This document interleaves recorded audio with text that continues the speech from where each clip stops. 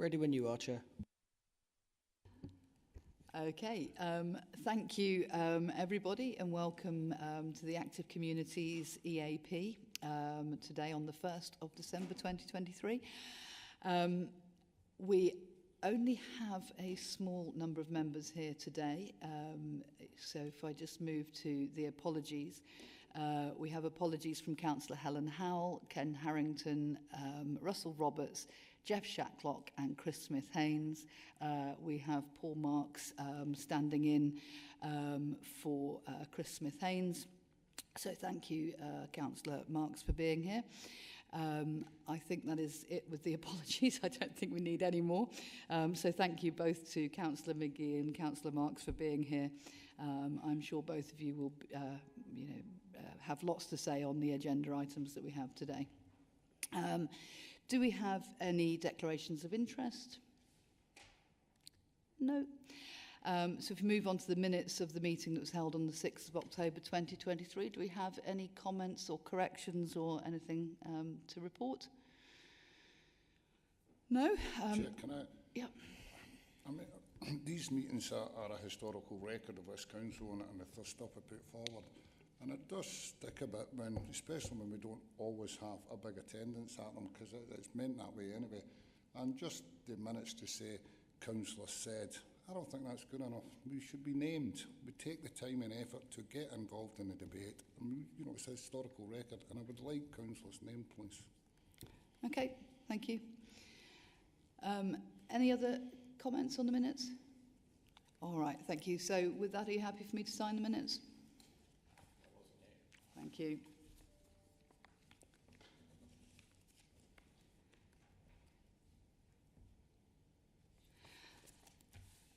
Okay, so we move straight on to our first agenda item, which is the development of the North Northamptonshire Adult Social Care Strategy.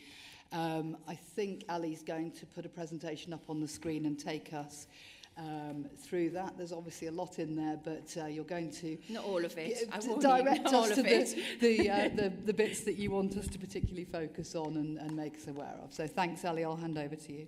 Okay, morning everybody. So before I bring the presentation up, I'll just give you a bit of an overview of what's in the pack. And then I'm going to go into the executive summary and just show you some of the person journeys. So a bit of context: the Adult Social Care Strategy has been developing, and it's still in its draft form. It is a strategic framework, and a key message is that it has been developed with staff in adult social care and the workforce. So there has been wide ownership of the what you've got in front of you. It's currently draft 13, and that draft is moving through partners in the system currently. It's going to the Place Board next week. It's got Health and Wellbeing Board. It's going out for comments. So we've very much internalised it, worked with all the ADs, Susanna Zakia and Matt and myself and David, and very much owned by the staff. So what you have is a product of that. So the appendices in the paper, if I just go through the pack and then I'll go into the presentation. So you've got the narrative paper, which describes proposal for the vision and the model, and where we're at now and where we need to be. And I'm going to go through some of the challenges shortly. You've also got the appendix in there, which describes, which many a time I've been here to talk about the lapse and a new sense of place. So this strategy has got place at the heart of it. So the first appendix shows how there's an opportunity to link the work of lapse and a new sense of place with the adult social care strategy. Then you have an executive summary presentation. Then you have the full version of the draft 13, and then Appendix D, which is referenced through the narrative paper, is the person journeys, which I think is really important to bring those on the screen to describe where we're at now. So can I just pause there for a second, because I do appreciate there's a lot of information, and it's new in its airing as I move it outside of what we've been doing in adult social care. So does that make sense to everybody? Yep. Okay. So what I'm going to do then, I'm going to take us down into the executive summary, which is, and I'm going to bring that on the screen. So here we go.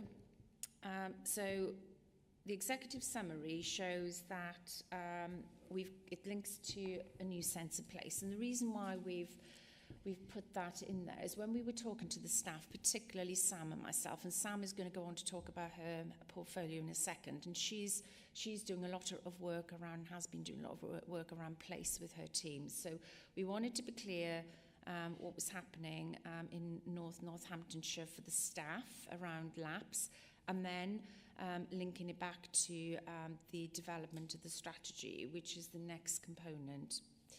So let me just take you then onto the triangle. So this draft framework connects the national ask for adult social care all the way down to county level, then brings in a new sense of place, then thinks about the corporate ask and the plan for the council, and then it brings it down into adult social care. So it threads it all the way through from the national ask. And I think it is important to do that. And I think one of the things I've learned on this journey with everybody is that this is beginning to be a bit of an education piece about what actually happens in adult social care. The staff know that. So I think this is going to be a good platform for partners as well. Okay, I'm just going to skip over this. So you're familiar with this. This is the LAPS, and I'm not going to go through that. So coming into the strategy, so the approach we took, so it's been going since April. So that's the phasing. We know now that we're actually moving towards, when these were published, they were published a month ago, and when I did this, so we're now, obviously now in November, so we're now moving into phase 5. So when you look at the phasing there, you can see that we looked at best practice. We started to think about the design of the future model, very much putting co-production at the heart of this, because we have recognised that we do not have a consistent approach to co-production. And part of this strategy is that there is a subgroup led by Zakia who are now looking at how we produce that co-production framework for adult social care. But we've also realised that co-production is a variable approach across the whole council and also across the whole of the Northamptonshire. So we absolutely want to do that, and Zakia is leading the development, and this actually is just coming to life, an experts by experience panel, which this will now flow through to make sure we're doing true co-production. So we're in phase 5, so not formal consultation, but we're in that engagement phase. This is the governance. So the core group that I chair in the middle there, and then moving forward with people on the right-hand side is the co-production subgroup I talked about. Moving forward with place, Sam will then talk about, which is the heart of the new model, which is very much geared around our 4 places, Corby, Wellingborough, etc. Okay, so then thinking about the moving forward with place. So there is a recognition that the SAM's adult social care teams are focused on 4 community hubs. They already work in those 4 areas, but that is only SAM's area and part of the whole Directorate for Adult Social Care. We've got contract and commissioning, we've got the other provider services, so only part of the current Directorate is working on a place-based approach. So we felt in this strategy that we wanted to get the whole of adult social care and partners working in this way. And you can start to see that when you take out that Kettering Community Hub, obviously we've got 2 LAPS there, so what could be the offer of LAPS to help on the demand of adult social care with the work that they're doing. So then when we move down to moving forward with people, so they have now developed a co-production vision. I don't intend going through all of this, but this again is out for comment and contribution. And then I'm going to move us into actually the working draft. So I just want to emphasise that this is a 5-year strategy, and it is from the age of 18 plus, so it's not just for elderly. So that includes the transition with children. It is based on a strengths-based approach, person-centred, which is very much what most ICSs are trying to do. And that is not the way that we work across the whole of adult social care currently. I've talked about collaboration and co-production and national through to local context. I'm just going to skim over some of these slides. So in the narrative, you can start to see that we've developed a shared vision.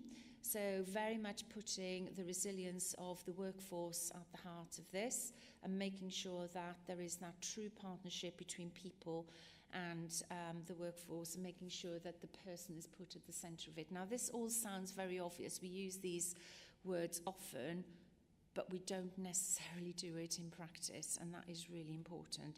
It is really also very important that we make sure that the work that Matt is doing with the commissioning and contracting teams absolutely is there as the enabler for our frontline workforce to improve that quality and person-centred approach.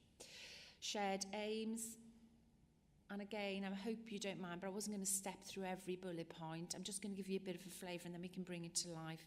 Shared outcomes. What I would say is that we're going to connect all of this back to the Live Your Best Life ambitions. So we've got the strategies and for the county linked to it, but also our corporate agenda within that in terms of NNC.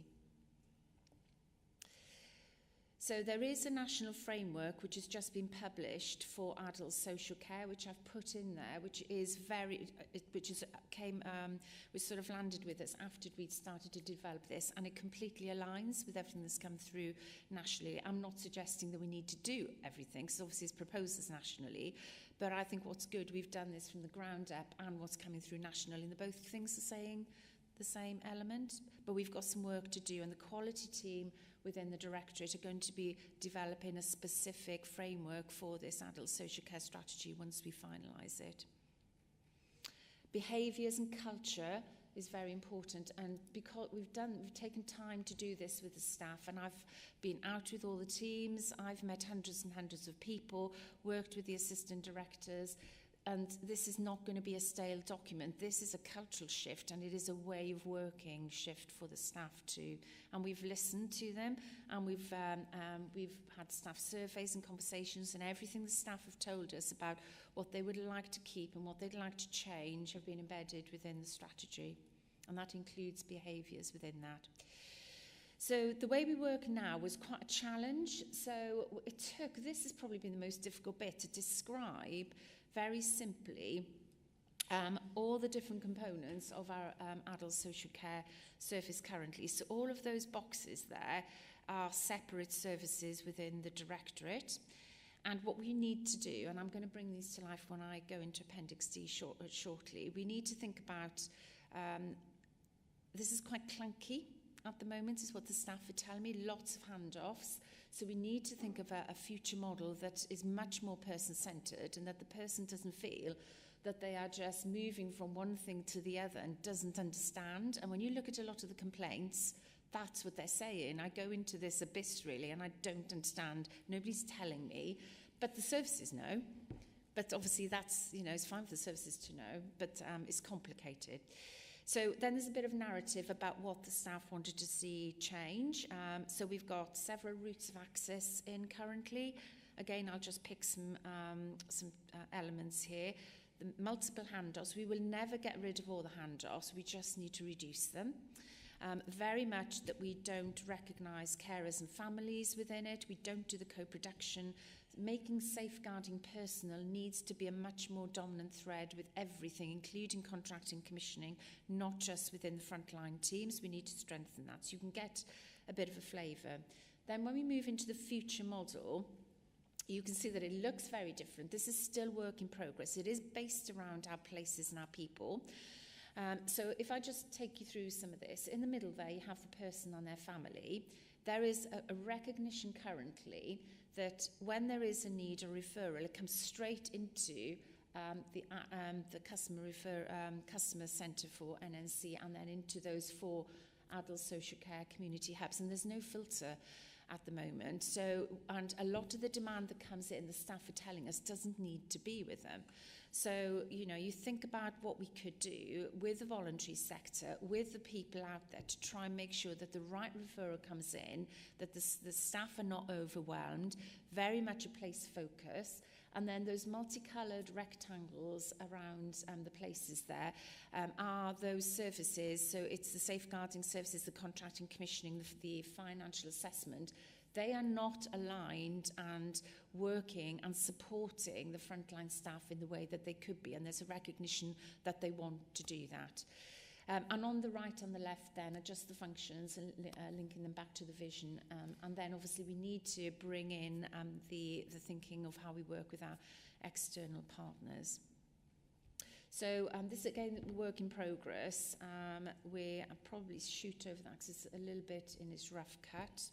Just recognise that. A bit of narrative about the way we want to work for the future. So we need to think about that person-centred. A single route of access in, with that potential filter around the conversation one, which is the representing the low-level early needs of those individuals.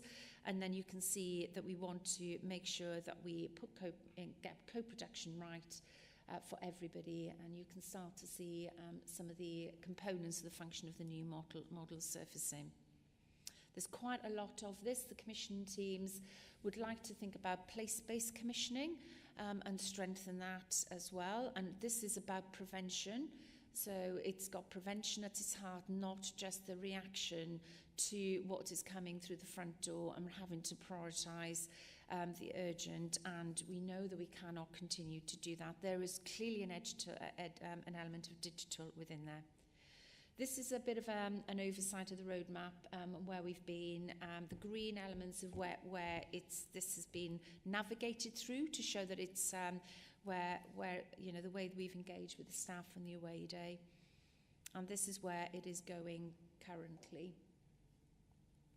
So then I'm just going to shoot right down to the patient journeys, and then I'm going to stop then, if that's okay. And I just want to, sorry, not patient journeys, I must correct myself, person journeys on that, because I've got to get the language right, Ali, on that.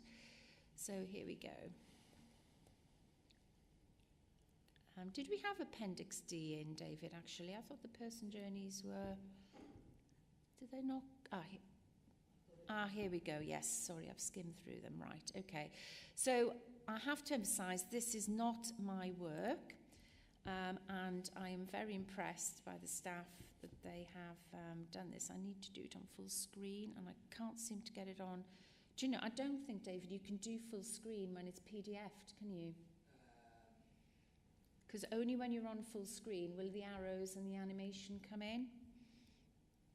Yeah, not just PDF, it's the mock-up refuses to accept PowerPoint presentations. You have to convert it to PDF. Oh, okay, right. So what I'm going to do then, I'm going to go into my version of this then, if that's okay with you. And Helen, if you bear with me a second, if that's okay. And then, because I think this will definitely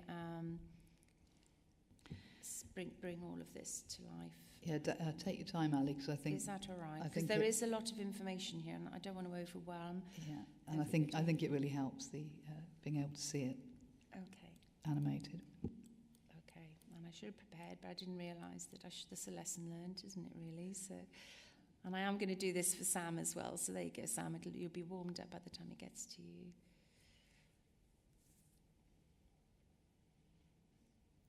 All right, here we go. I've got it. You can imagine there's a lot of versions of this as well, isn't there? So,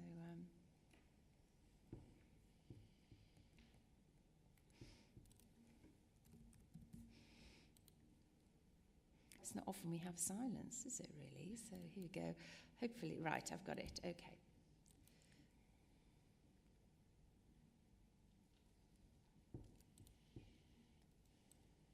All right, here it goes.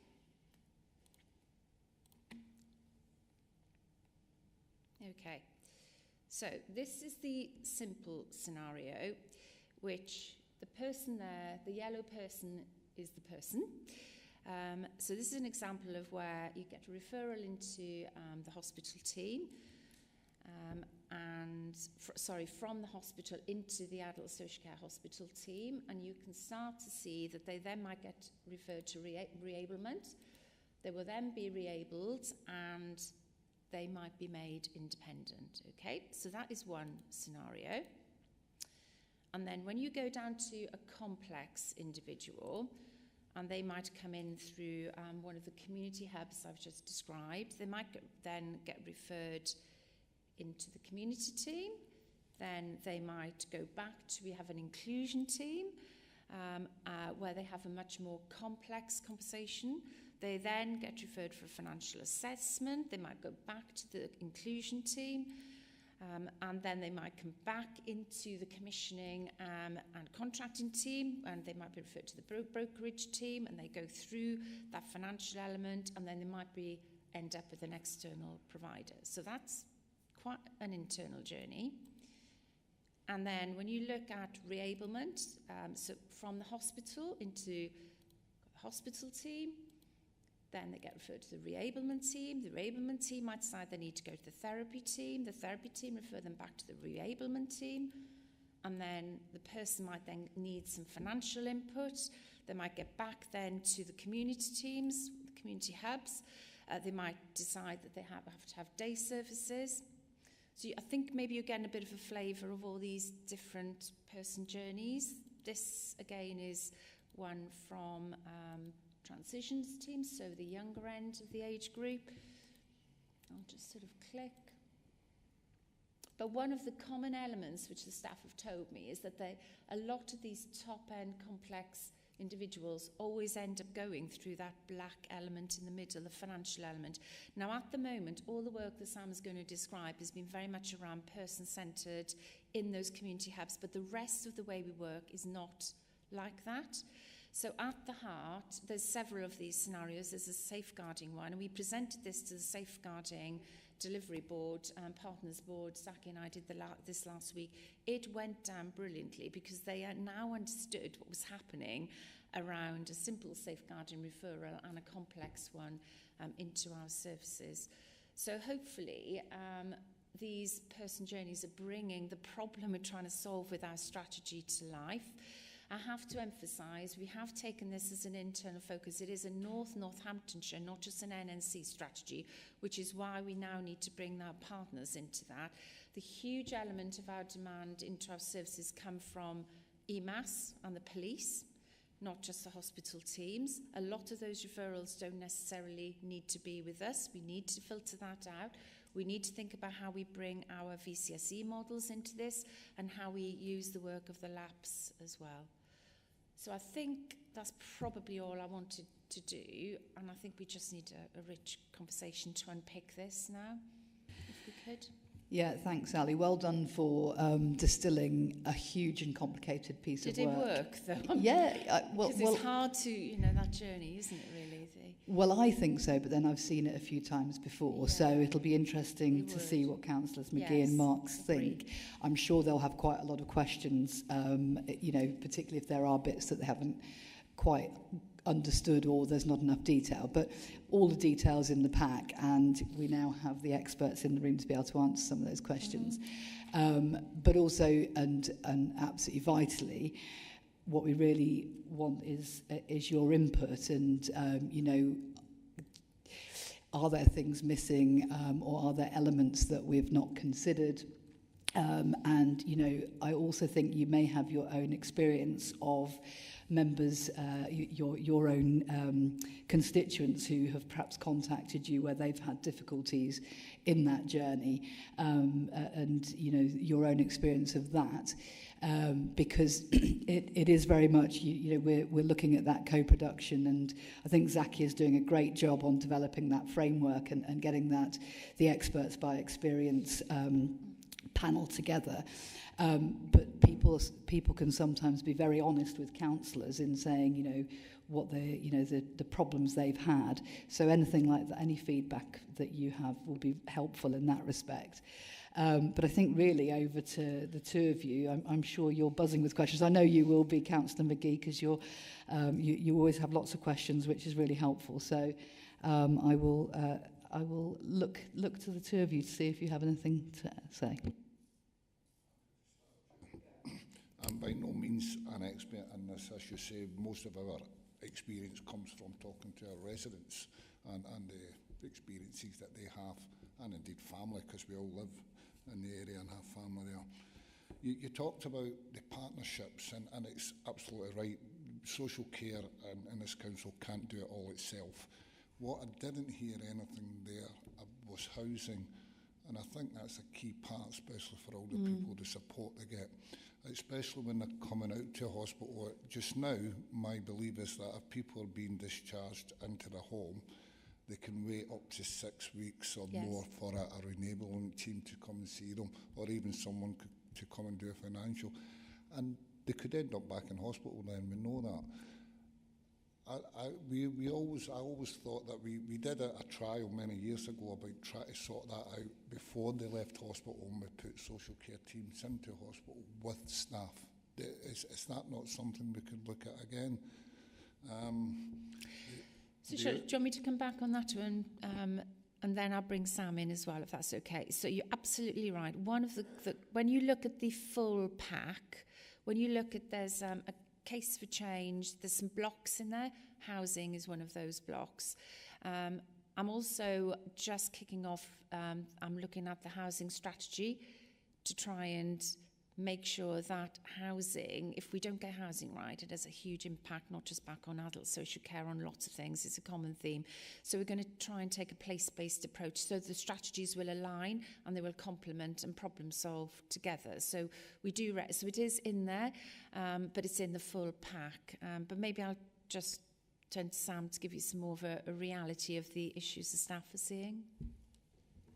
Yeah, thank you. So I was going to come in on the what you described as the reablement service. That is covered in my presentation, so I'm happy to give you the response now, or I can pick it up in the presentation because I've done a complete slide on reablement. So. Yeah, please do.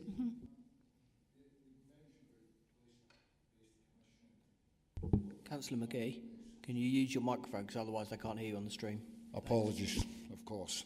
You mentioned place-based commissioning and targeting on prevention. I think prevention disappeared for a while, for a few years, while we were reacting to things, and prevention is absolutely key to helping us. And I believe personally that a lot of that prevention is done by the voluntary sector, like Home Start and the Autumn Centre, places like that. When we talk about place-based commissioning, are we talking about the real in our estates, in our small towns or villages, etc.? How small are we talking about place-based commissioning? So if I take the voluntary sector element first, do you know when I showed you that future model with the people in the middle and then a bit of a filter I talked about?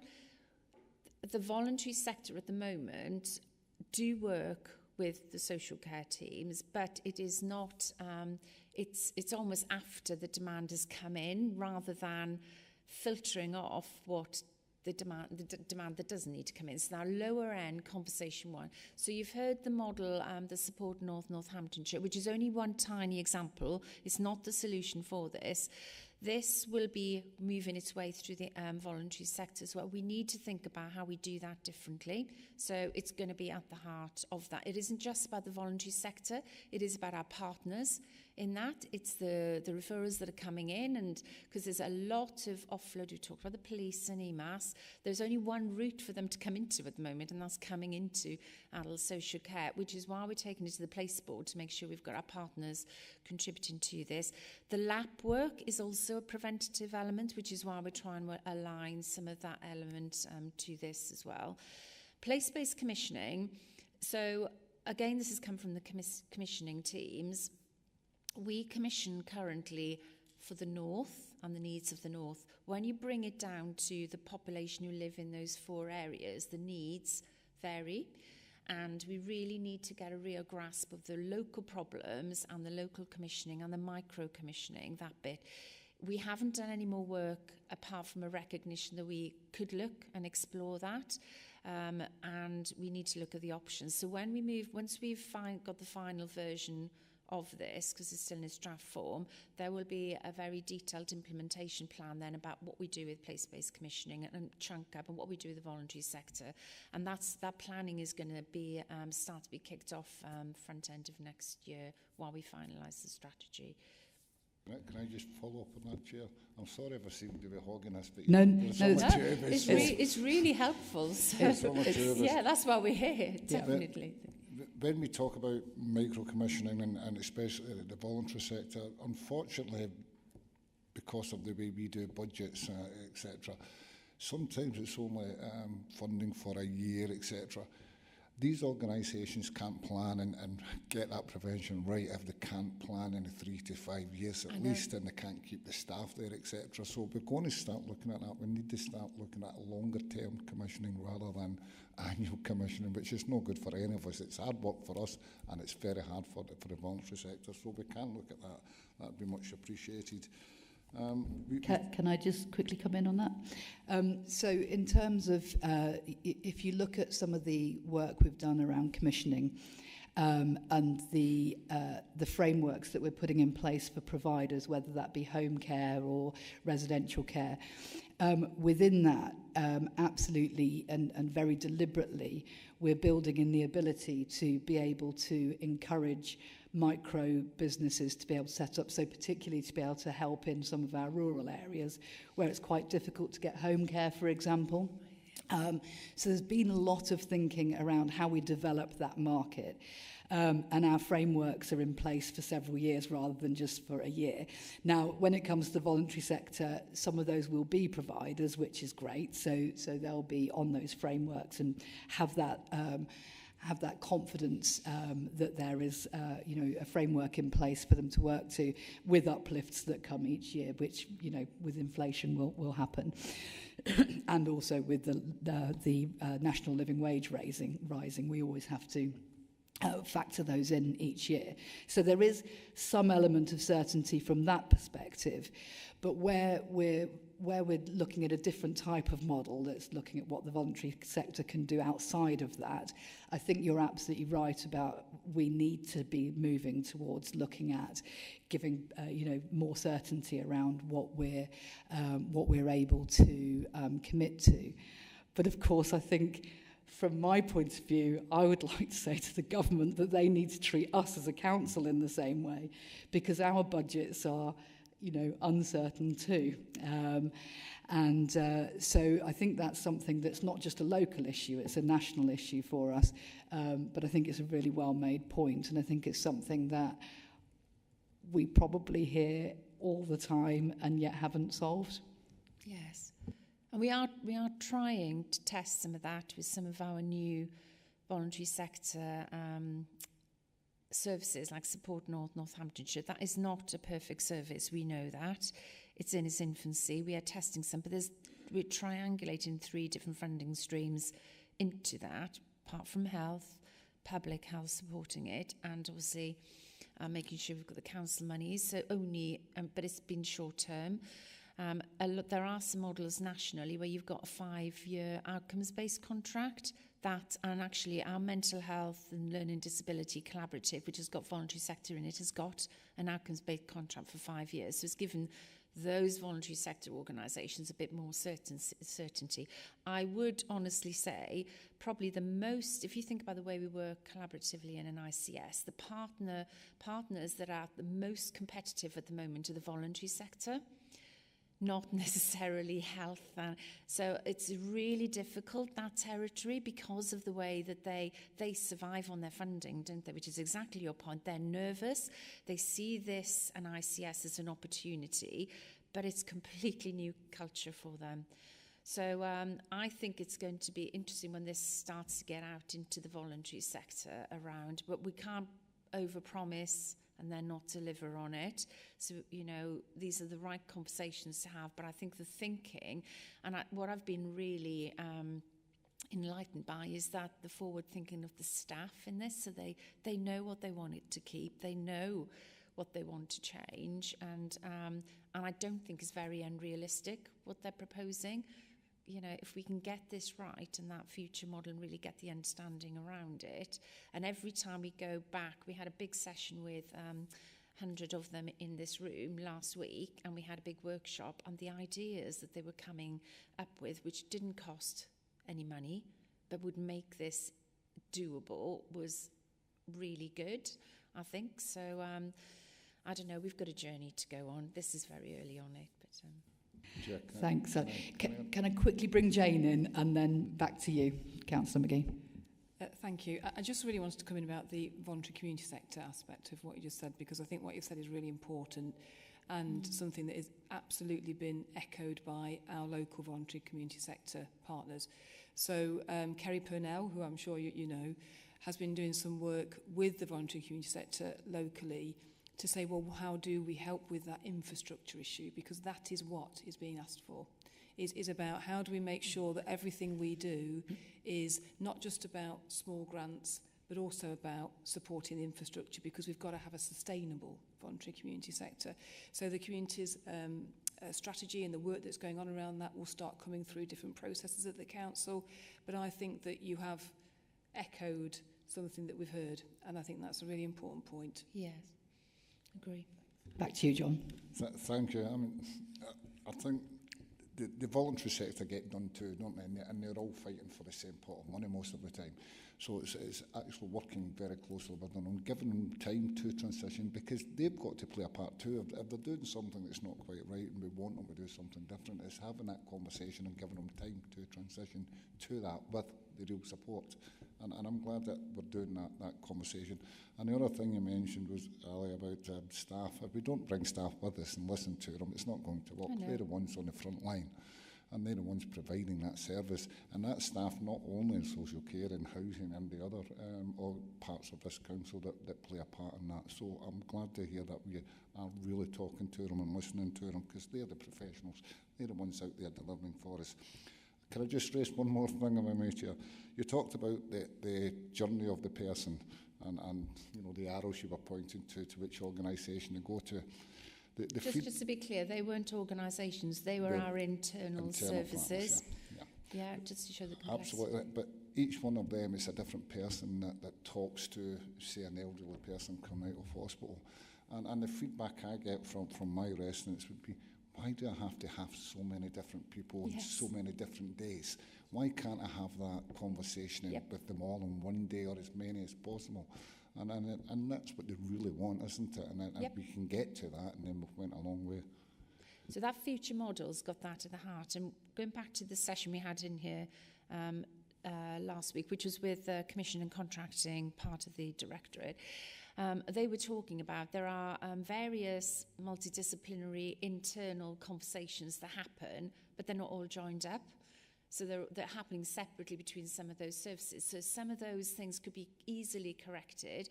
Do we need to think about somebody who is that key person for that individual to navigate them through? You know, we've heard all of this, but it shows that we need to do that, really. So I'm hoping that through that future model lens that we'd be able to correct some of that. I think, Ali and Councillor McGee, that's just so important, both those elements that you just mentioned. The first one being staff and their engagement and ownership of all of this, because I don't think any of us will be surprised that they've been through a hell of a lot over the last few years with government reorganisation, with COVID, with just, you know, constant changes. And so there's, you know, there could very easily be a level of burnout, more change, have we really got to do things differently again? So, you know, I absolutely commend Ali and the team for the amount of engagement they've done and the genuine engagement, you know, actually taking this to the staff and for it to grow from them rather than coming along and telling them, right, we're going to do this differently, this is what we're going to do, get on with it, which is absolutely no way to do it. So I think that's really important. And then I think the second thing about this, you know, going into this, you call it a black hole, Ali, you know, until you need adult social care, you don't, generally speaking, have any concept of what it is, how you get it, whether you're entitled to care, you know, all of those things. You know, I always say when it comes to the NHS, we all understand pretty much the NHS. We've all used it. We've all got experience of it. But until you need adult social care, you have no concept whatsoever. And it is so much more complicated. And I think one of those elements that is just so important is there is somebody who can tell you what is going on and keep you close to the process and keep a person and their family completely engaged in what's happening, so that they actually, you know, they have an understanding of where they are and what's going on. Because I think so many people just feel very lost, and that's when they start to contact us and say, you know, nobody's talking to me, I don't know what's happening. And then, of course, there's probably the very difficult conversations where you think that you're entitled to something, you think you should be getting, you know, a level of care or so on, and maybe that's not the case. And I think that's very difficult and has to be managed really well. And again, I think that's where often the relationship breaks down and we get contacted. And so I think those things are just so important and can make such a difference to the way a person experiences the services. And I think, again, that's really key in what we're doing here. It is, and I think what we recognise, and again, this has come from the staff, that when we get to the right point of this, there's probably quite a bit of an education piece with the public to manage expectations and a collective message from all partners, not just from NNC within that. So we start to, because I think there's that traditional way of expectation around adult social care. I would say that there are some elements of the hand-holding happening in some teams, but when you think about they move between the providers and the care and then commissioning, contracting, and then safeguard, whatever it is, you know, there's quite a lot there. So, and they, you know, it's just the traditional way that they've always worked. So I think we've got a good foundation here to do something different and not overcomplicate. You know, we're not saying, you know, that's we've tried to condense it back to be clear what we're doing now, what we need to change, and that's why I'm not presenting a future model that's complete, because that model will only be complete when we've done this next part of engagement, I think, is what we're thinking. One. Go for it. I think I've got two more quick ones. Any transition we go through and changes, there's a cost to. What is that cost financially and time-wise? There's got to be one there. And is it still affordable for the council, given the government announcements on social care and the percentage of what we receive from that? And the other one was we had a report on placements the other day going to audit committee, which I'm not going to say clear. I believe it was a private report at this moment, confidential one. But there's some work to do in that. Is that part of this too? So, yes, basically. So I didn't quite catch the last bit in terms of the audit committee. What was said? There was a report going on about placements, social care placements. Okay, well maybe when we come back on to Sam's, because Sam will go into some operational detail. I think going back to the finance element, and Sam's much more of an expert, but at a high level, you know, it's a demand-led service, adult social care. But what we're trying to do here is to have collective ownership of the right demand coming into adult social care, because we appreciate the envelope as well. And that's got to be obviously the way that which is why we're not just doing an NNC strategy and we're bringing place into it. So demand is a huge problem, as we know. Sam, did you want to come in on that bit? Yeah, so completely agreed. So there's a couple of things. Demand is growing, and I'm going to cover that in my presentation. This fundamentally is the right thing to do, and I think everybody agrees it's the right thing to do. And doing the right thing doesn't always necessarily cost more money. So actually, if we get some of that conversation, that early conversation right, if we connect people to the third sector voluntary organisations, that helps us manage our growing demand.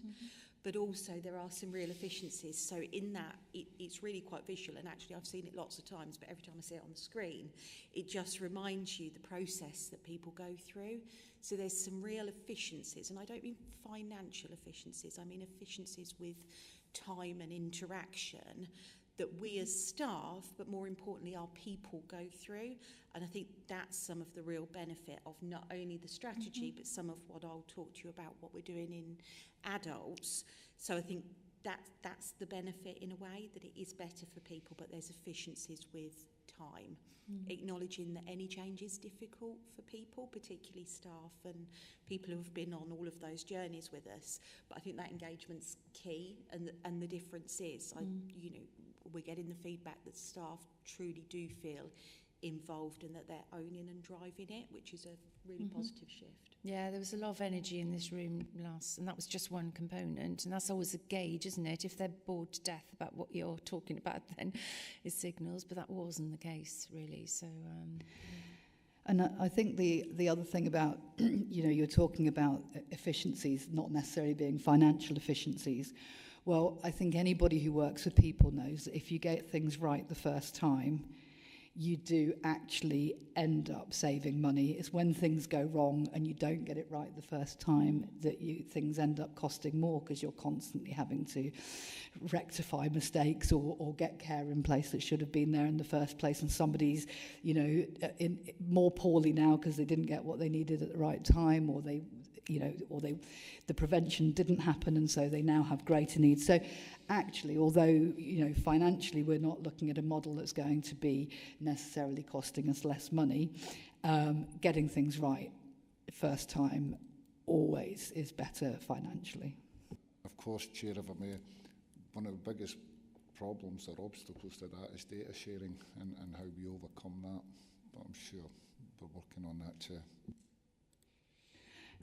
I don't know if there's any particular issues around data sharing within this model, but you can come back to that. I did just want to quickly say as well that one of the things when we first moved to unitary authority that I thought we should definitely get better, and you mentioned it earlier, is the relationships between different portfolio areas, so housing being one of them.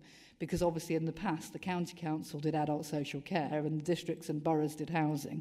So, you know, really, now that we're all working in the same organisation and under the same roof, those sorts of things really, really should start to come together, and the teams should be able to work well together, and the two strategies come together. So, you know, those things should happen, and we need to make those things happen. And that's an important point, really, isn't it? Because goes back to your very first point about housing. So I've referenced Live Your Best Life strategy, what are we doing corporately, this thread going through it, connecting place, lapse. So if we don't do that, because we know we're not very good at doing that, you can't then have a collective direction for it. It's the same people, ultimately, isn't it? Do you want me just to come back in on the data sharing? So historically, it has been really challenged. Significant amount of work. So ICANN was a programme that was in the Northamptonshire system. I think that moved us forward quite a long way when it came to information sharing and quality. So just some examples, and I haven't included them but in this pack, but I have included them in other presentations I've done. So for us, just an example, we have a live Power BI dashboard with Kettering General Hospital, which enables us to see in real time the volumes of people awaiting. It's one version of the truth, and that is our collective data. And the other piece of work that's live within the system at the moment is something called the NARP. Now I'm going to try and get this right, which is the Northamptonshire Analytics Reporting Platform. And that is, and I'm not a technical expert, but it is a data sharing warehouse that all partners have shared into that will enable us to see information and appropriately required across health and social care. So that's an active work stream that's progressing at the moment. So it does feel that we've really moved forward in that space, and that actually that information governance isn't preventing us from progressing in the ways that we want it to, really. Great. Do we have anything else on the adult social care strategy? Paul, you look like you want to jump in. Yes, it's a broader question. It may actually fit in better to a later presentation, I don't know. What do you do with, what are the procedures for dealing with people who need help but don't want it? Take, for example, a hypothetical example, someone who regularly falls down in the street, an elderly person, therefore an adult, cannot walk, and yet when other residents get ambulances or contact social services, won't even let them in the home. So there are these difficult cases which do exist. Yeah, I think Sam, Sam will can do that. answer that one. Yeah, I can answer that. So there's a number of things. So one, we always try to engage with people. So what you're describing is somebody who's vulnerable, is potentially at harm of risk in some way, but is reluctant to receive any support. So there's a couple of key bits of legislation that we always apply in those circumstances. So there's the Mental Capacity Act. So actually, does somebody have the capacity to understand the risk that they're placing themselves in? So the Mental Capacity Act is very decision specific. So we would assess somebody's mental capacity and we would try to ascertain whether they understood the risk that they were placing themselves in. Very often within that situation, people know that they're placing themselves at risk, but they are choosing to do so. And in which case, we do have different processes, such as what we would call an ARM, so an adult risk management process. And that's where we would have multidisciplinary meetings. We would try and involve the person in that process to say, okay, so is there anything else that we can do to provide wraparound support to try and reduce the risk of the harm that the individual's at? And we wouldn't do those processes only once. That would be a continued process of attempted engagement. And it might be that if they don't want to, because sometimes there's a stigma with engaging with a social worker or adult social care, so it might be that we try and involve primary care, we might try and involve a housing worker, somebody who stands a better chance of getting that individual to engage so that we can work with them to reduce their risk. The thing that we always have to be mindful of is it is their risk.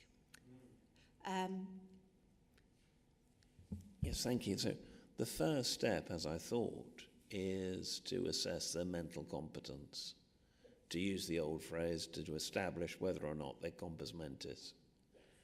And so that would involve an examination. That is the mental capacity assessment, yeah. So I say new legislation, it feels like new 2016, the Mental Capacity Act came into place, and that is exactly as you describe, understanding whether somebody, and it has to be in relation to that specific, so if somebody is, yes,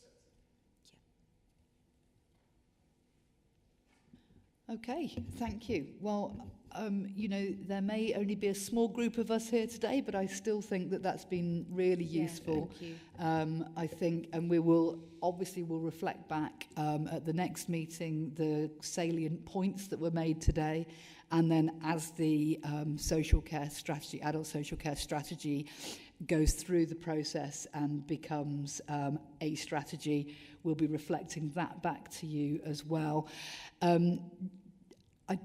Ali, will we be bringing this back again before it becomes a formal strategy, or in the process, is this the engagement? When is your next meeting?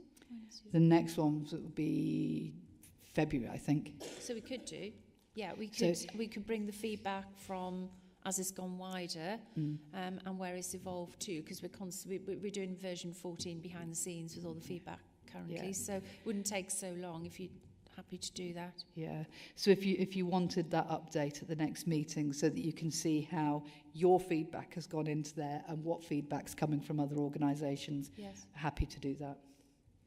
Yeah. Okay. Yeah. Fantastic. So we now move on to our next agenda item. Sam, do you want to take us through your service area? Fabulous, thank you.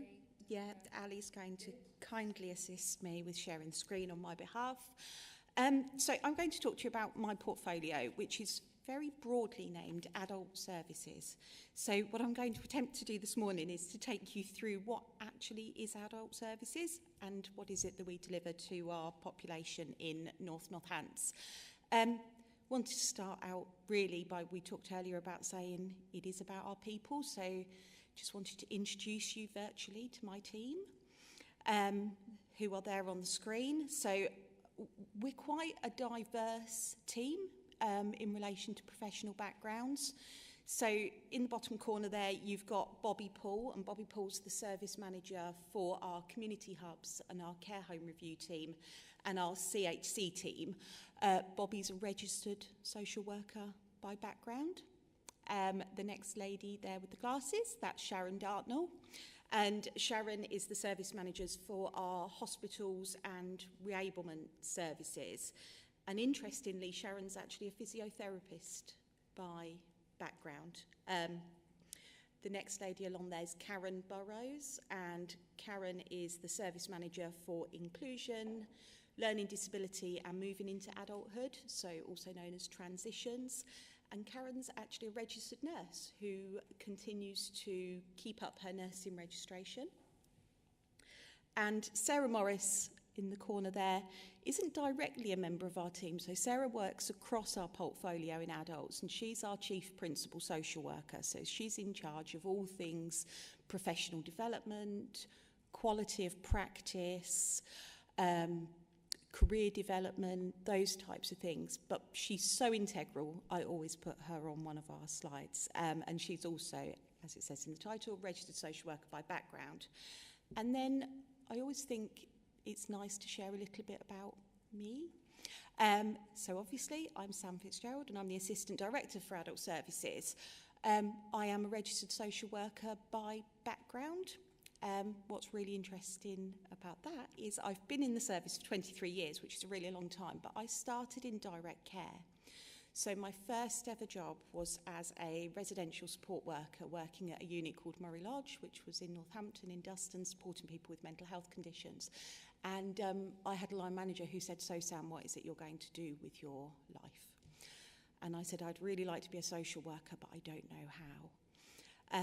And I was really fortunate that I had strong leadership, and this person said to me, "Well, if this is what you want to do, this is the pathway you need to take."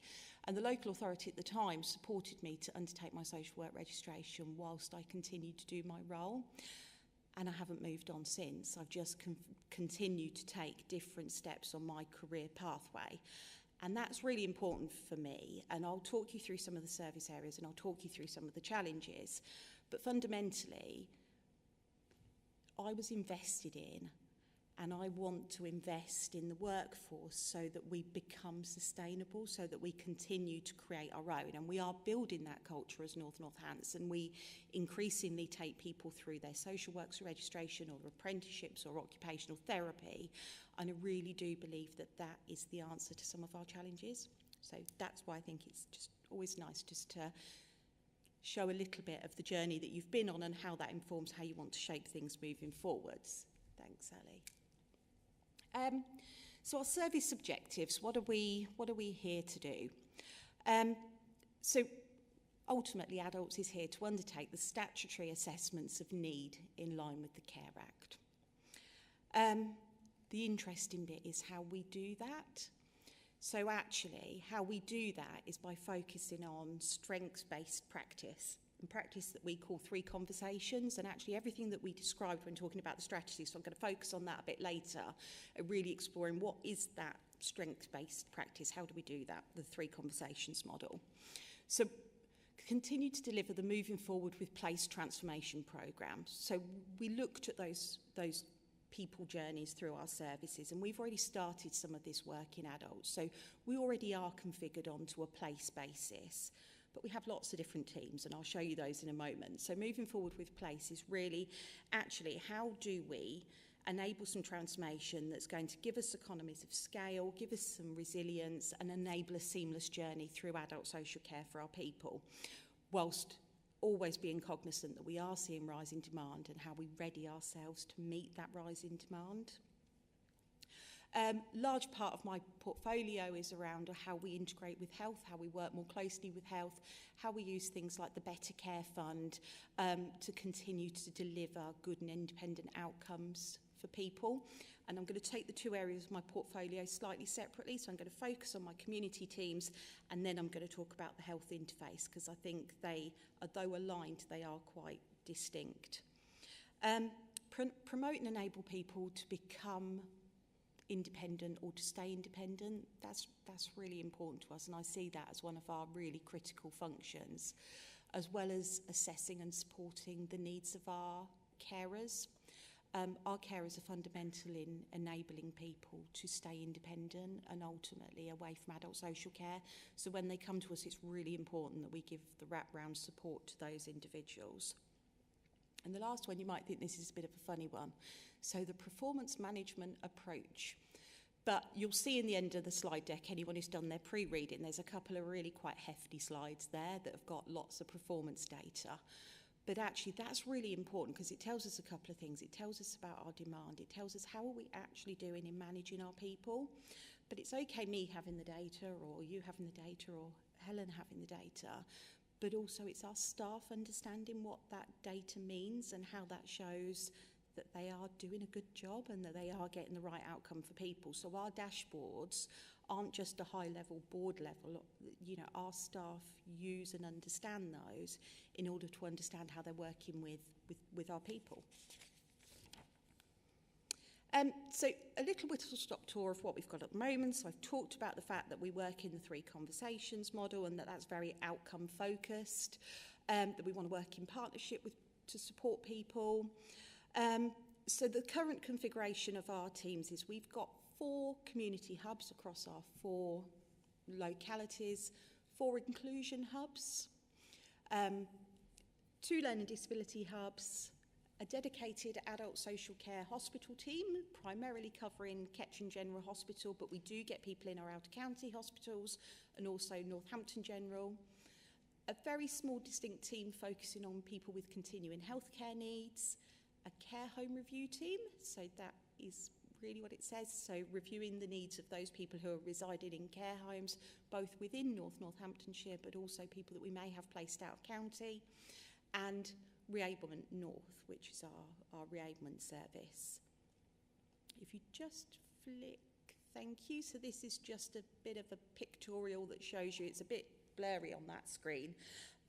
So it was really just to show you which services we've got in which buildings. So one of the things that we're working, but really we've been doing it since vesting day, is not only do we want our teams in buildings, we would really like our teams in buildings where they're accessible to people. So not behind big glass doors, but where they can connect with their communities, but also where they're located with other teams that give them the opportunity to work well with people. So a real bonus if I use Tythe Barn, for example, so potentially not the most aesthetically pleasing building, but there's community safety teams in there, there's adult social care, there's housing, and our people know where it is. So those kind of geographies, that's just a little bit of a pictorial. As we continue to work on the moving forward with Place project, we will continue to work to make those community hubs accessible as possible and located with the right services. So let's explore strength-based working a little bit more. So we work in adults primarily with people over the age of 18, although moving into adulthood, we do start to engage with young people and their families from about the age of 14, and more actively between 16 and 18 when they move over. So we support adults with mental health, physical health, vulnerabilities, age-related illnesses, and those with learning disabilities. And strength-based is really, it's a cultural shift. You can't just tell somebody to be strength-based and expect them to do that. So we've done a lot of work with our frontline staff. We make it part of our induction programme to really understand what strength-based is. So trying to move away from doing things for people to doing things with people. Interesting, the point earlier. So risk assessment and prevention, to seeing risk to enable people to be able to do something differently. Focusing on people's weaknesses to looking at actually what are people's strengths. not focusing on a problem, but the person. So we do that in varying different ways. So we have a list of banned words that just encourages people, so we don't assess people, we talk to them, we have a conversation.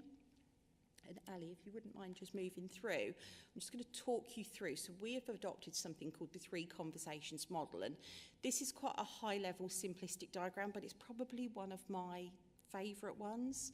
So conversation 1, that's somebody's first contact with us, and I think we talked earlier about, you know, people having to tell their story over and over again. Well, conversation 1 used to be called a referral, but now it's where we ask our staff to connect and listen to people, so to understand what is the outcome that the person wants to achieve, because it may not be the outcome that as professionals we think they should achieve, or that somebody else thinks they should achieve. So that first conversation, and this is the beauty with the strategy, is this is how we work within my portfolio, but it's how do we make that the only first conversation that that person has, is the opportunity that the strategy presents. So our staff strive to resolve a person's outcome at conversation 1. So if you can help that person there and then, if you can connect them to someone who can give them the outcome that they need, that's what we would really like them to do. Conversation 2, it says here, work intensively with people in crisis. The rhyme we have is conversation 2, stick like glue.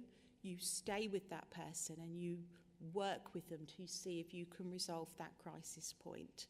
And so this is very different from using prescribed services. This is about seeing our workforce, our workers, our partner agencies as the resource themselves to enable that person to meet their outcomes. And sometimes conversation 2 is probably the most intensive piece of work, because by the time we get to conversation 3, which is enabling somebody to build a good life, that usually is about trying to find care and support or some sort of formal support. So we really encourage that during the process of conversation 2, that we really explore what links does somebody have within their community, within their network, within their local area, that might enable them to meet their outcomes in a more independent way.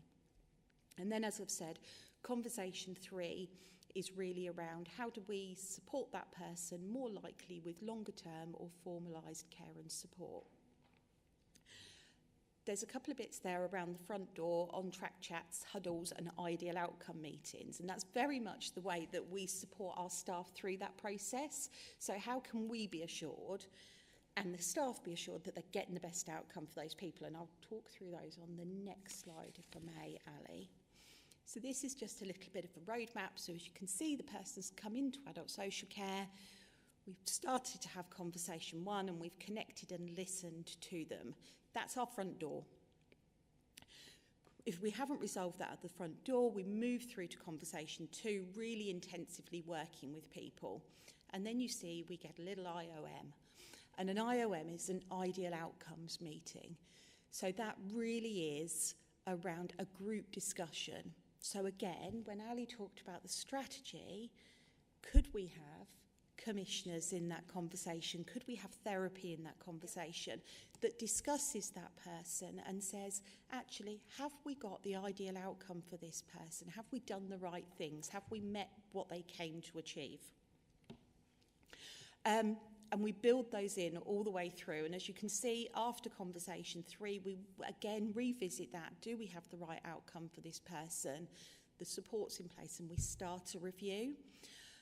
But we also have other mechanisms on the way of strength-based that just support our workers to have some of those open conversations so that we know that we're not defaulting to long-term care and support. So our huddles are reactive and their peer support, and this is where our workers have the opportunity to buddy with another worker and say, hey look, have I got this right? Or actually, I'm really struggling to find this that this individual needs. Do you have any ideas in how you could support us with that?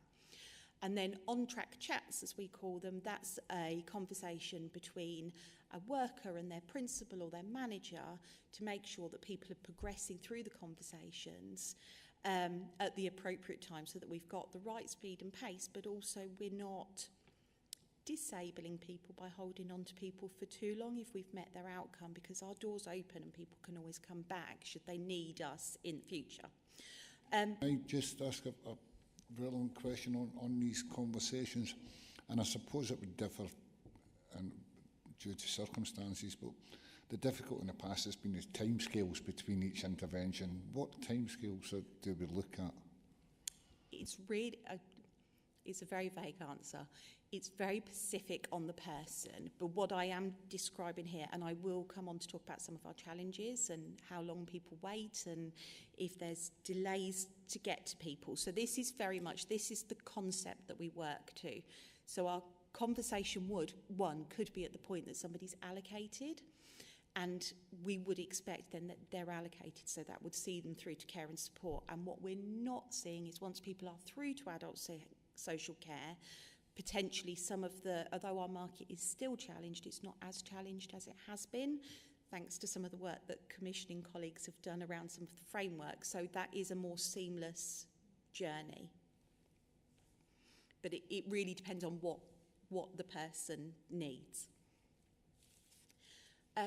If we could just move through. So I was just going to talk through each of the distinct types of teams that we've got. So our community hubs, which are probably our largest, they are our front doors.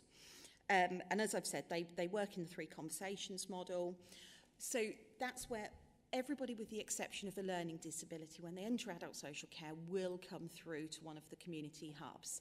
If it's somebody with a younger adult with a physical disability or a mental health condition or an acquired brain injury, and we feel that they're going to progress past conversation 2, they will move through to the inclusion hubs in our current model. So if we could just flick forward, I'll cover these ones relatively quickly. So as I said, our inclusion hubs are primarily for younger adults or adults of a working age who have come through, and they currently specialise. Now, one of the things that we've realised in our current model is that does create some of those handoffs that Ali was talking about. So coming in through a community hub and meeting one person and then moving to an inclusion hub. So moving forward with Place is very much looking to bring those together, which gives us larger, more resilient teams, enables us to have some efficiencies around core functions, but also provides a seamless journey for the person. And then we have our learning disability teams. So our learning disability cohort we've considered whether they should be within the 4 locality teams. Actually, when we've reached out through some of our learning disability forums, through the Mental Health Collaborative, what the population have said is actually we prefer to have one place to go so that we know how to connect with our support networks. So within learning disabilities, some of the work that we're primarily looking to do is, are there opportunities for service integration, so closer alignment and working with health partners? And all of that work's picked up through the Mental Health Collaborative, and some of their sort of priorities are reduction in hospital admissions for people with a learning disability, looking at increasing our population of people with a learning disability living in their own homes, and accessing paid employment for people with learning disabilities. So because the needs of that group are distinct, we've kind of following the alignment of the collaborative in order to meet the outcomes for those individuals. So currently our learning disability service is standalone, and in our moving forward with Place, that is still planned to stand on its own, but with the opportunity that the strategy will give us, that the 3 conversation model still applies equally, and we want to adopt that 1 conversation model. So that was a whistle-stop overview of the community teams, and now I thought I'd just give you this. I tried to find something a bit more visual to put on this, but the bars really are, they're representative of our staffing group, so circa 300 staff, and then the green blocks at the top are our vacancies, so circa of about 30 vacancies at any given time. primarily those vacancies are frontline social workers and assessment workers, and we are currently trying to recruit to those, and all of the things that I talked around, giving career pathways, opportunities for apprenticeships, those. You will notice there is some use of agency staff. It's relatively minimal in comparison to the size of the portfolio. And primarily our agency staff tend to be grant-funded staff. So I talked about the Learning Disability Service. So actually we fund a worker from Transforming Care monies. They're quite a static worker. They've been with us for a long time. But because we don't have a reoccurring funding source, we don't have a reoccurring post. And the same with things like winter pressures. So we'll get winter pressures funding and we bring in additional staff to manage winter funding, then stand them back down. And then I just thought of note, and I'll talk about placements, but a net budget of circa just about £100 million for adults. If you wouldn't mind moving up, Ali. Again, this is a really busy slide, so I've put it in the pack for people to have a closer look at, and I'm happy to take any questions. But circa about 4,600 people currently receiving a support of some form within adults, and then about 1,700 of these being younger adults aged between 18 and 64, and about 2,800 older persons. And then on the left of the screen, this is just a list of provision. So where are the people? What type of service are they receiving? You'll see the largest volume for both groups is care in their own homes, which is positive because we're keeping people at home. Second largest volume being a residential care, which is not surprising. And then on the right just gives you a configuration of our current teams and the proportion of people allocated to those teams. I really popped that there for a matter of interest. What you will see from there is demand that is higher within certain geographies than others. And actually moving forward with place gives us a bit of an opportunity to look at how we mobilise resource to make sure that we've got our staffing sizes right for the population and demand basis that we're seeing.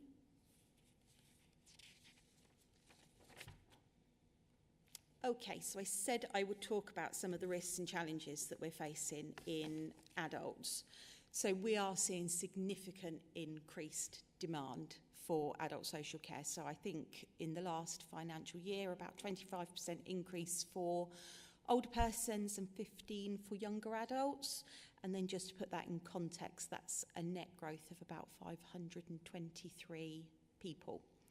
Primarily, I think that's about 318 older people, obviously, that moves.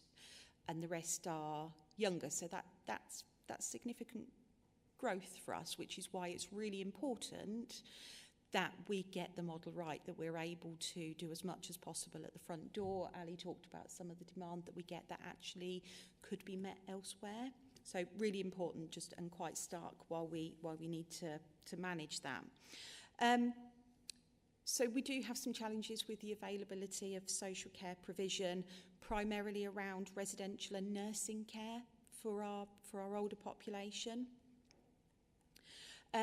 Key roles such as social workers, they continue to be quite difficult to recruit to. I did introduce a market forces supplement for our registered social workers, not only to support me to recruit, but to retain. That did have some positive impact, so it did increase our numbers slightly, and I think it certainly has helped to retain. There is a national challenge with the recruitment of registered social workers, so we're certainly not on our own in that area, but it does make managing our demand a little bit more challenging. So hospital pressures continue. We're in winter. I spend half my time planning for winter and the other half in it. So we're in winter. There is pressures. There's continued demand on adult social care. And so far, we haven't had any additional funding for winter announced to support that. We did have the additional winter BCF allocation, which we were able to plan how we were going to spend that to support us through winter. And when I talk about hospitals, I can talk you through some of the volumes that we have seen. We have seen significant provider failure this year for adult social care, so providers either voluntarily or not voluntarily choosing to exit the market. So that has put additional pressures on the social work teams, because obviously we need to make sure that all of those people are reviewed and supported to find new provision that's appropriate to meet their needs. And then our waiting list for assessments and reviews.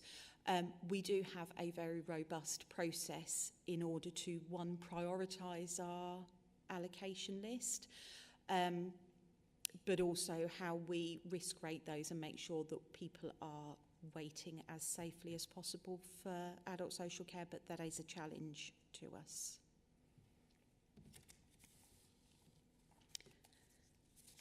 Okay. Oh, I've lost my place. Where am I? Oh, am I on to hospitals? Yes. I'm assuming you've got something to talk to. I have got something to talk to. So, hospital flow. So within our, what I call hospital flow, we have two primarily teams that deal with this. So we have our adult social care hospital team. Now, interestingly speaking, our hospital teams are not on the whole based within the hospital. So during COVID, the national discharge guidance came out that suggested that we should adopt a discharge to assess model, which we did. So we have a very small group of decision makers that sit within the Transfer of Care Hub within Kettering General Hospital, working with their staff. The vast majority of our hospital team are actually based in the community, waiting to complete the ongoing review of people's needs once we've made a decision where they go. And the other part of our discharge flow is our reablement service, which is quite a large reablement service, but I'll talk about that separately in a moment. So I think I've just really covered the hospital team. So I talked about discharge to assess.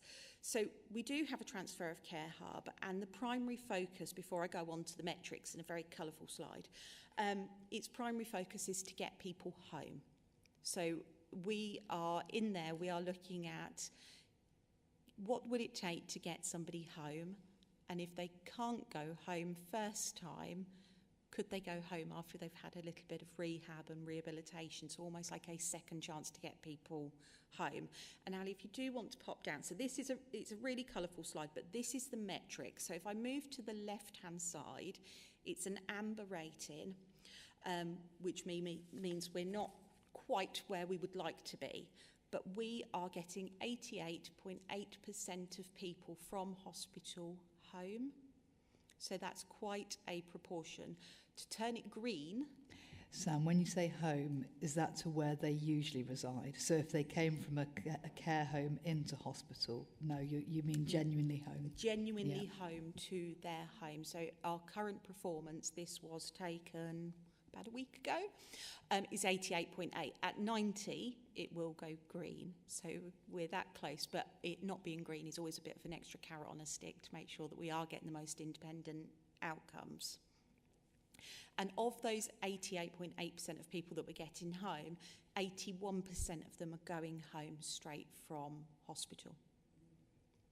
So that's one of the key metrics that the team work to. The little red box that we have next to it and is reflected on the right-hand side of the screen is the number of residential outcomes. So 7 people within that 4-week period will have moved on to have a residential outcome. So that would have been that they have gone to a residential placement under discharge to assess. So they will get a second opportunity to go home, but they weren't able to go home straight away. The 28 is the amount of people that we're supporting within the acute to facilitate their discharge at that time, which is a relatively good number for us. And the 10, I didn't write a note and it's far too small for me to see, but I'll come back to it. If I flick over to the right-hand side of the screen, so the 7 residential outcomes, that's more than we would want, but we are seeing significantly increased volumes.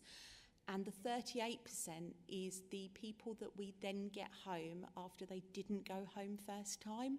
So of the people that went into residential or Thackley Green Specialist Care Centre, 38% of people that we put into a bedded solution first using discharge to assess, we then get them home afterwards. The 49 is the average amount of length of stay of somebody who does go to a discharge to assess bed, so 49 days for that person to move through the assessment process and move on to the long-term support. And then the 157, this is really stark. So I talked about the hospital team actually not being in the hospital, but being in the community to manage that discharge to assess process. So of the 28 people in hospital waiting for discharge, there is 157 people that the team are actively working with under the discharge to assess processes. So just showing that although it's a hospital team, the vast majority of people still need that care and support or that intervention until we can move them through. It's a very busy slide, that one, but all of those metrics, and that is what the team use, so I've showed it to you as the team would see it themselves. So reablement. Reablement North is our, exactly as it says, our in-house reablement service. Primarily, so when we became North Northampton, it was actually September 2021, we inherited 3 reablement teams in North Northampton. We did a piece of transformation work to bring the 3 reablement teams, pretty much like we've been talking, into one larger, more resilient reablement North. And I have to say, they do an absolutely sterling job. It's not all about discharge for reablement. So about 70% of their activity, their capacity is around discharging people from hospital. And I'm going to talk you through some of their stats in a minute. But actually 30% of their capacity, and this was an absolute deliberate thing, was to say there are people, predominantly our older people, who get admitted to hospital unnecessarily because there's nothing that can support them not to be admitted. So actually our reablement service we've grown that to 30% of its capacity is around admission avoidance. So actually preventing anybody from being admitted to hospital in the first place, having an unnecessary long length of stay where we know people can decompensate. And that for me is a real marked shift in the way that reablement operates. That said, there are significant volumes of people going through and benefiting from reablement, and we take the outcomes. I haven't brought them here, but we do take the outcomes as to how effective. So one of the ways that our reablement teams, we manage their performance, the targets that we give them, is not only how many people do we get through reablement, but how effective is their reablement. So when people come in and they have a certain care need, are they managing to reduce that? And on the whole, I think we reduce somebody's ongoing care needs by about 7.2 hours per week, which is really quite effective, so increasing people's independence. If we could just move... Can I just ask a quick question? On hospital avoidance, how do we identify the people that the reablement team are going to work with? So it happens in the transfer of care hub. So we've got the key decision makers. So they will look at the individual's SBAR, which is a description of how the person presents. And the decision on the pathway that they exit is made there. So vast majority of people, and in fact, pathway 1, I'll show you the volumes in a moment. So the decision's made in the transfer of care hub. There's no assessment. If the transfer of care hub say this person's appropriate for reablement will take them out, and that usually happens relatively quickly. So that we're discharging almost next day at the moment with reablement. Yeah, sorry. I meant, so if you've got somebody who's at home at the moment and they are at risk of hospitalisation, yeah. How do we identify those people who require the work? So there's a number of ways. So primary care refer to us, NHFT, district nurses, their rapid response service, EMAS can refer to us. We also get quite a lot of our referrals from A&E itself. So actually saying we've got this person, they've been brought to A&E, but actually if you were able to wrap some intensive support around them, they wouldn't need to be admitted, they could go home. Self-referral as well? Not as frequently, but a potential too. Councillor Marks. Oh, thank you, Madam Chairman. I'm glad that you make such a good stress on reabling people rather than just thinking hospital, residential home. There's also the possibility, as you've pointed out, of getting them back into their own home. And I can think of someone who will remain nameless who I've been visiting for some time. And when I started visiting them, they didn't know where they were or what they were doing. And now they're correcting my memory lapses. So their memory is actually better than mine. And this is an elderly person. So some people do respond to treatment, and that person is well on their way to going back to their own home. So, it is possible, as you've pointed out. We often hear, particularly in relation to discharge, well, we need more beds. But actually all of these people have a bed, and that's in their own home. And the vast majority of people will improve much more quickly when they're back in their familiar environment. So the whole team, the whole ethos is to focus on getting people home.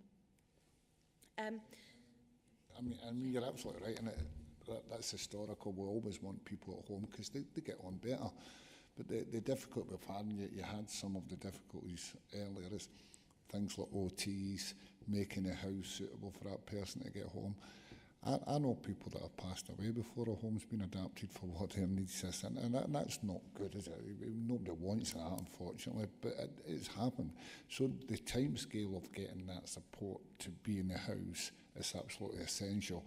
And sometimes people in hospital say, yeah, I've got support in the house, I'm just going home. And I know they haven't. And how do we deal with that? Because that's extremely difficult. Yeah. So for people at risk of being readmitted, that's absolutely what our admission avoidance team would do. That's their primary focus. They're not a long-term service, so we do work intensively with people. But you're absolutely right. But you asked me about timescales and volumes earlier in reablement. So this is a really busy slide. So I'm just going to pull out a couple of the key headlines. But if anybody's interrogated the data and has questions, I'm more than happy to answer them. So discharge to recover. So we've had 624 referrals to date. So that's quite a volume. But equally, when we look at admission avoidance, there's been 200 admission avoidance packages delivered this year. So that's 836 people that have been through our reablement service so far. So really, really quite stark volumes going through there. And we've got a year-end forecast of just over 1,400 people. You asked a little bit about, but what timescales in order to facilitate that? So actually our average length from the point when somebody was ready to leave hospital to the point that reablement took them, when it was a discharge from hospital, that was 3 days. So for some individuals it was much quicker, but an average length of 3 days. And for admission avoidance, 1.6 days. So there's something called the urgent care standards, which we have to adhere to, which is 2 days. So with admission avoidance, they're actually beating that trajectory and pride themselves on doing that. So they were kind of the key points that I wanted to make about reablement. So I think we take on average about 35 referrals a week into reablement. The team's capacity, their target is about 11. So just by really effective working, maximising people's independence, brokerage do a really good job of actually when somebody does have some residual needs and needs to step off, but it is about being able to keep up that flow. The next one that I wanted to talk about, and another busy performance slide. So we took back over Thackley Green, and that sits in Zakia's portfolio. But obviously Thackley Green is integral to supporting our hospital discharge demands. So we talked about that cohort of people that, so we can't get them home first time, but actually is there some rehabilitation, some reablement that would enable us to get them home. And Thackley's kind of just added some additional resource into our armoury. And although it's really early days, what we are seeing is that we're getting really, really good outcomes for people that go through Thackley. So we are getting more people home. So 32 referrals going into Thackley for October, 179 year to date, which is brilliant. Referral timescales, so again, how quickly are we working people? So about 4.1 days to facilitate a discharge to Thackley. And I think our current length of stay is about 20, I think it's about 24, 28 days dependent, which means people aren't staying too long in Thackley Green, that we're reabling them. And of course, they form that percentage of 38% of people that are getting the opportunity to go home second time after going through discharge to assess. So Thackley definitely having a really positive impact on our hospital flow. Last year, figures are always difficult to get really into everything, especially when it comes to percentages and things. And when you say an average for people for referral caseloads, etc., that breakdown of how many actual people was on that average, how many was well over it, because we know that there's going to be a big difference between that.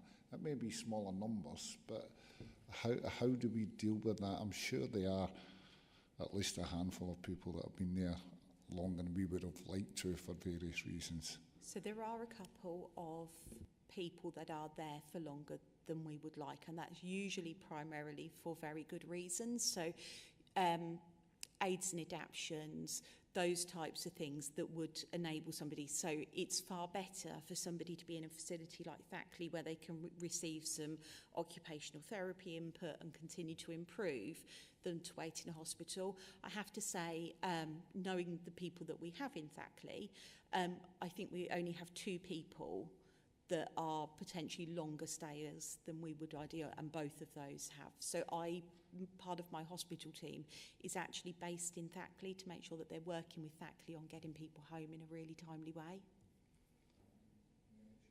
And how, when we know that somebody's there longer than we have, maybe it's due to adaptions or getting that support, and how do we make sure that, because I know it can take up to 6 months to a year to get things adapted, a shower in for somebody so they can go home, etc. How do we try and prioritise that and bring that down quicker for them? So I'll answer the best I can. It's not so I can get a supplementary response, but I know, for example, Laura Sinclair, who's our head of therapy, is working really closely with colleagues in housing around how we utilise the DFG, how do we get through some of those community wait times. So I know there is extensive work underway to look at how we can really bring down some of those wait times. On that waiting time, so do we have enough OTs to support people getting that enablement? I don't currently have, Ali, do you? So we do currently with the demand we've got, but because of the delays, obviously that eats the capacity. That makes sense. So what Sam has just said about the therapists working with the housing teams and DFGs, that is happening, but we can do a lot more. It is quite clear to me after a few weeks of exploring housing that we can do more. So I think it's about capacity rather than the number of therapists, because it goes back to the processes, doesn't it, and how many people you're holding on to. What we are also doing, I'm working with Laura, is developing a strategy for the therapists as well, in line with place and all of this. So we've got to be clear on that continued workforce. It's more about the skill, but the other element is that Sam's talked about the hospital discharge teams. We've got a lot of therapists across the north and not just NNC. There's a lot in the hospital, there's a lot in NHFT and in NNC. It is about how they collaboratively work together as well in terms of that hospital flow. And Thank then last 2 slides. So this one's just a bit of a visual. So I'm afraid I've kind of gone to hospital speak. So pathway 1 is people who go directly home. And the blue bars is at the beginning of last year, we modelled the capacity that we thought we would need for this year to facilitate discharge. And we modelled that we had the capacity to meet, I think, 655. I don't think you can hover over it in the PDF version. But the orange bar is the delivery so far to date, and that's 928 Pathway 1 packages. And then Pathway 2 is people who go to short-term beds, so Thackley Green, the SEC. So we'd modelled that we'd have 93 places available. We've actually delivered 131.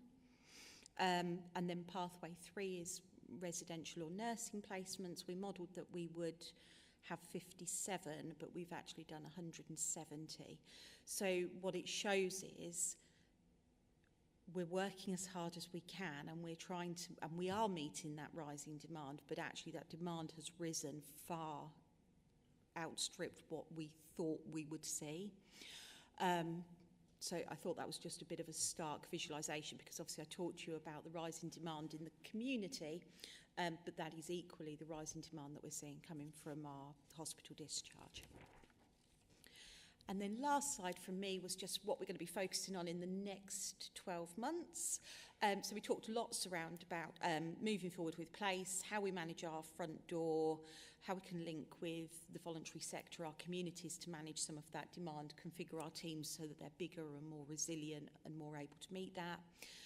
We'll continue to work really closely with the Mental Health Learning Disability Collaborative, particularly around people with learning disability and mental health conditions.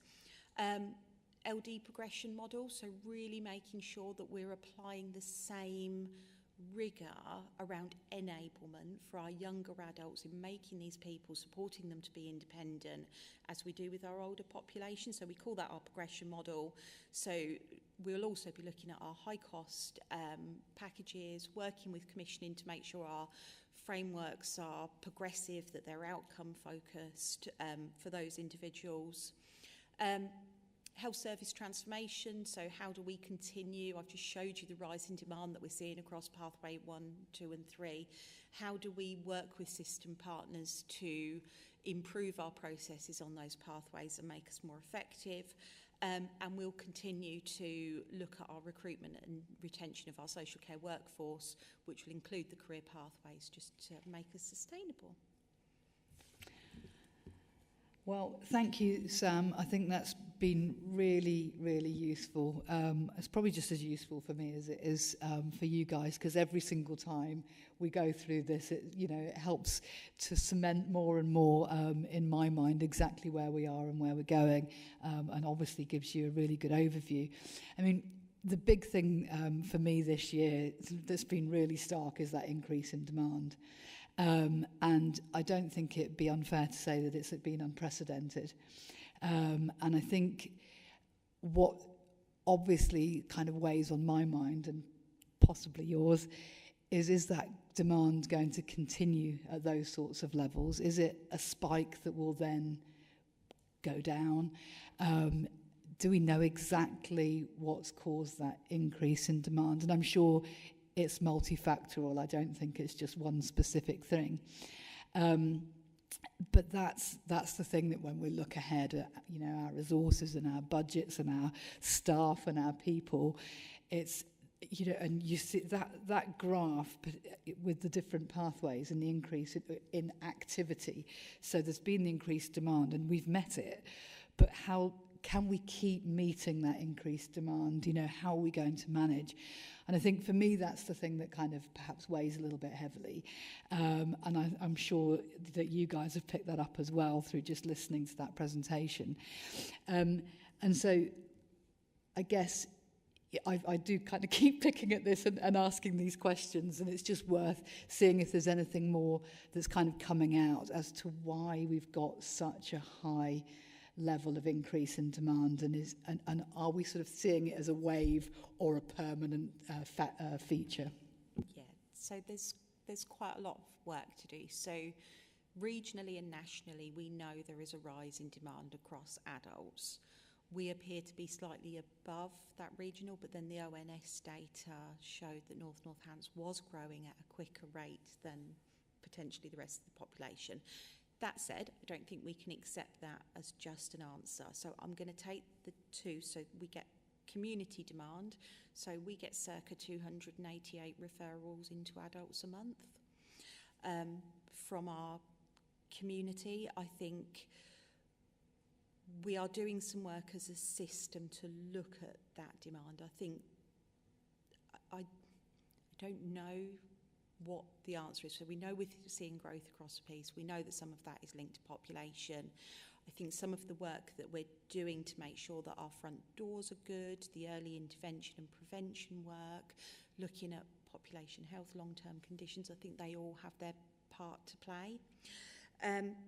The acute growth, I think equally, this is something that the whole system is working on. So the hospitals are looking at why the demand is increased. Some of the guidance has changed. So actually we moved from delayed transfers of care, which had a set of criteria in which people would be deemed medically fit to leave hospitals. That's changed into no reason to reside, which actually has dropped the threshold for people to have a reason to reside in hospital, so people become medically fitter sooner and potentially have a higher level of acuity when they are ready to leave. And that does have an impact on how quickly people will flow through to adult social care. So I think there is something, you know, we're not out of kilter with what the national trend is. It is higher, our ONS is higher. I think a lot of it is going to be about actually how do we react to that demand, how do we manage some of that demand, and how do we try to stem it. And it's always really difficult when your demand is growing to continue to move that to the left, to look at that prevention and to help support that in the future. Yeah, thanks. And it's so important that we don't lose sight of that work, because then you end up in a vicious circle, don't you? Which is just, you know, resource heavy and very difficult to manage. Councillor McGee.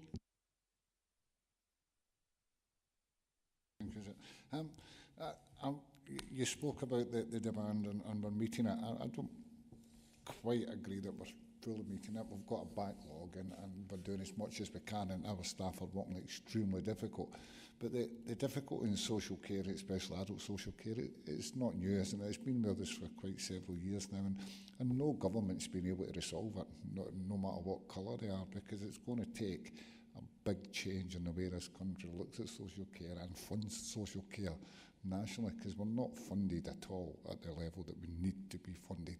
And that's a national debate that's been going on for some time, and I think each government tries to push it to the side and not deal with it, which is a shame, because it's only going to get worse and worse and pile up and more pressure on our adult social care workers especially too, as well as our communities. So there's a bigger picture there for us, but on local level we have to decide, are we funding it properly too? And it's a difficult decision given the budgets we get from national government, because it can be needs-led to an extent. And putting, you know, when we're looking at your figures, you're putting people between 18 and 65 in one thing and saying that's a younger generation. They're just fit in there, so I'm extremely glad of that. But there's a big gap in many different reasons why they're all involved in social care in different age groups and that, isn't it? And one of the things I do hope when you look at LD progression models, I know we came away from, you know, sort of daycare centres, etc. And they had a place, daycare centres, in my opinion, because I see people with learning difficulties walking about the town talking to everybody they can, because they haven't got that focus of, I've got to go here today, I've got to do that. And I think that's a great shame. And we're missing, you know, we're not giving them the full life that they need if we don't try and give them more to do during that day. And another one that we went on about working together. I had a phone call from a lad in my area, well, a gentleman in my area whose dad has died. He's got learning difficulties. He drinks probably nearly every day. His brother, who lives in that same house, has got extreme learning difficulties. They don't know what to do. I just got a phone call the other day, and I'll go and talk to them and try and get them that support. But it's people, you know, they're lost, and we really need to work together with housing, etc., across the board to support people. Yeah, and I don't disagree. So we do still have day centres, and we do have people that access day centres. I suppose it's about giving people the opportunities. So we would put equal strength on giving people the opportunity to be in paid employment. or the access to something like our Live or our EADS team that can offer some meaningful occupation that will give people that stimulus, that sense of purpose and well-being. But it's about having the choice in the way that people have their outcomes met. I think that choice bit's really important as well, because and there absolutely is a place for day centres, but often what you can access at a day centre is very prescriptive. You know, everybody gets the same, whereas we can work in a much more person-centred way in, you know, being able to identify the things that people would like to do and help them to access those sorts of things, which is a much more individualised approach. So I think it's about getting the balance right between having, facilities that are available and then being much more imaginative about the support that we give. I think so, Ali, and then. So just a couple of points. If you think broader in terms of the integrated care system and the people, so I'll just bring some of the comments I've had through the strategy conversation, which are potential solutions to what Sam was just describing. So if you take day centres, that was the last conversation. We have a lot of voluntary sector day centres in the communities as well. I've been visiting them with the voluntary sector work, with opportunities to connect. It goes back to voluntary sector and adult social care. Are we using that in the right way? And the other element around the demand, which is a second point, a lot of the demand around safeguarding specifically coming through EMAS and the police, because they don't know where else to signpost, which comes into the lap work, which comes into what we're doing around the testing, the pilot with the voluntary sector. So you start to see how all of this, and we're unpicking that, aren't we, Sam, at the moment, really going into the detail with partners.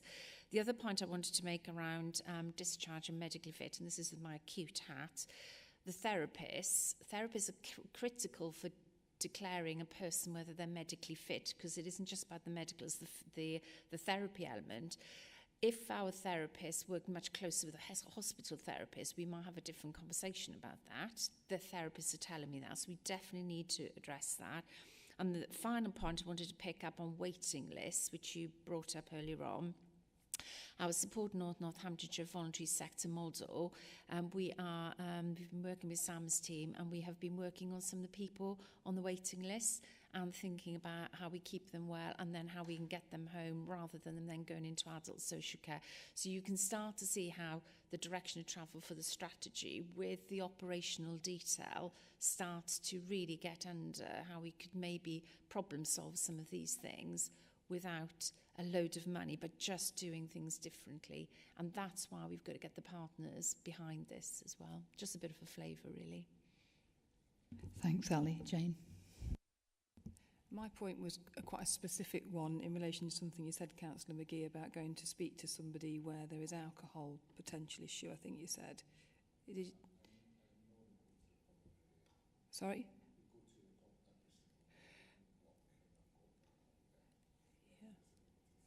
Well, just an offer of support. You know that we are responsible for drug and alcohol services in the patch, so please do come to me if there's anything we can do to support around access to services or anything like that. Just an offer, actually, in relation to that really difficult situation.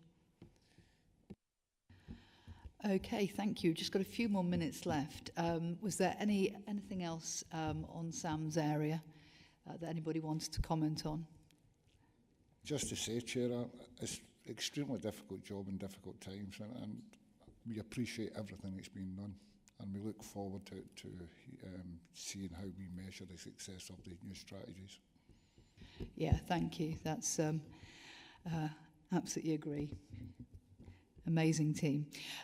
So if we can move on to the next part of our agenda, we've got the executive forward plan and the forward list of items for the EAP.